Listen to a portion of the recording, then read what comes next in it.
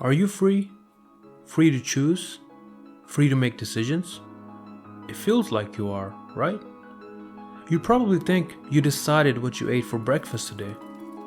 But what if I told you that wasn't really your choice, that it only felt like one? Take for example, pick between an apple and a banana. You picked one. Now, here's the problem. You didn't choose the options I gave you. You didn't choose your preference. And you certainly didn't choose the thoughts that pushed you towards one. So it was a simple choice. So, what exactly did you choose? The idea is simple. What if your choices are already made and you're just becoming aware of them? It feels like you're choosing because you see options, 2, 3, maybe more. But those options didn't come from nowhere. They came from your past experiences, your environment, your biology, things you didn't choose. Even your preference between those options, where did that come from? You didn't choose your taste, you didn't choose your personality, you didn't choose your tendencies. So a question rises, when a choice appears, is it really you choosing, or is it the result of everything that came before? Imagine this. Time gets reversed. Everything is exactly the same brain, same memories, same situation. You're put back into the exact same moment. Would you have chosen differently? Instead of apple, would you have chosen banana or vice versa? Or do you make the exact same choice again and again and again? Now imagine repeating that 1,000 times, 1,000,000 times. Does anything change? Or was there never another possibility to begin with? There is an interesting case of a patient named Elliot. This case was studied by neuroscientist Antonio Damasio. Now, Elliot developed a brain tumor that damaged his frontal lobe. That strange part, his intelligence stayed completely normal. He could reason, he could talk, and he could understand logic. But his ability to make decisions collapsed completely. Simple choices became overwhelming.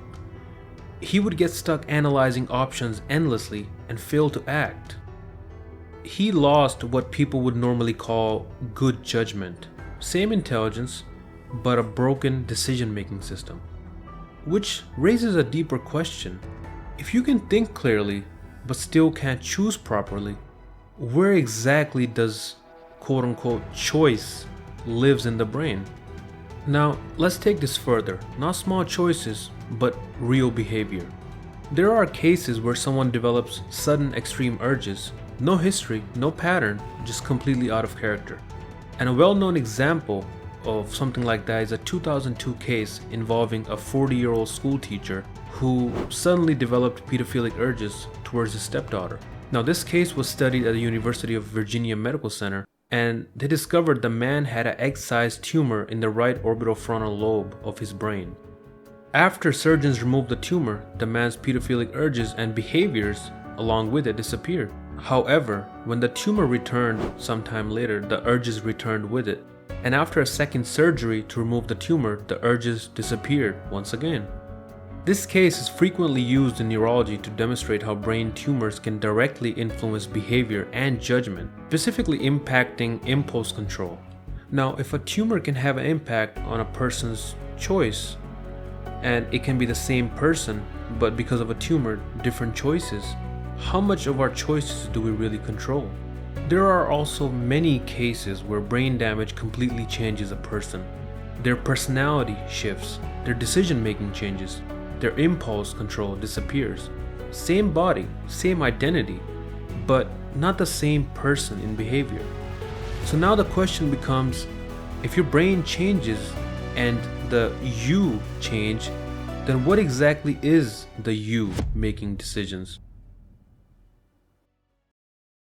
It was August 1st, 1966, at the University of Texas at Austin. A man climbed over the tower with rifles and ammunition. From the top, he opened fire. He killed 14 people and injured a further 30 people. Before this, he had already killed his wife and mother. But here's the key part. The night before doing this, he wrote a note saying something felt wrong in his mind and asked for his brain to be examined after his death. After he was killed, an autopsy was done. They found a tumor, something physically pressing on his brain, pressing near areas of the brain linked to emotion and aggression. Now think about that carefully. Was that purely a decision, or was something in his biology pushing behavior in a direction he couldn't control? Now, you might think these are extreme cases, but normal decisions are still mine. But even small things affect decisions. In 2011, researchers studied Israeli parole board judges reviewing real prisoner cases. What they found was surprising. At the beginning of the day, right after rest or meals, approval rates were high, around 60 to 70%. But as the session continued, something changed. As judges became mentally tired and as time went on without breaks or food, approval rates steadily dropped. In some cases, right before a break, approval rate fell close to zero.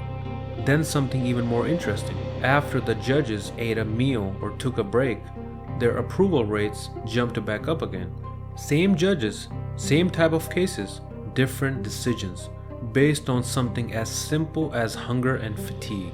Now, think about that. If something as basic as being hungry or tired can shift decisions like that, how much of your decision making is actually yours? After all of that, you must come to a conclusion that at this point it starts to feel like everything is just cause and effect. Your biology, your environment, your past, all leading to one outcome. And you just experience it, but get the illusion that you're in control of it. So does that mean there's no free will at all? There is another side to this, which is an important side, because if you say that there is no free will, no one has control, everything is just biology, then no one is responsible for anything or for their actions. But that doesn't work in reality. If someone harms others, you still hold them responsible, because responsibility shapes behavior. It prevents harm, it creates structure. That's why we have the prisons, the judges, the courts. Because even if decisions are caused, holding people accountable still changes future outcomes. You're stuck between two things. On one side, it looks like your choices are determined by things outside your control. On the other side, you still act, you still decide, you still feel responsible. Here's where things shift. Even if everything is determined, even if there isn't a free will, you still live like your choices matter. You still plan, you still regret, you still try to improve. Why? Because it works.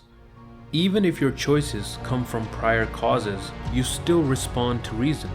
You still learn. You still adjust behavior. You still steer your life, even if you didn't create the system you're steering in. Think of it like this.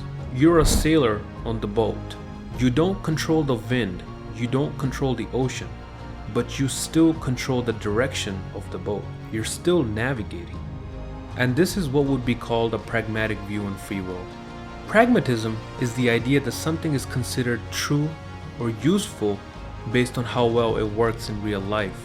Not whether it's perfectly true in theory, but whether it helps you navigate life, make decisions, and solve problems. So basically, if free will is an illusion and there is no free will, it would be pragmatic to believe in some sort of a free will. So here's my question to you. If something in your brain decides before you do, if your entire life shapes every choice, then who is actually in control? And if no one is, then why does it feel so real? Those are questions only you can answer. If this video made you think on a deeper level, then please like the video and consider subscribing. I will see you in the next one.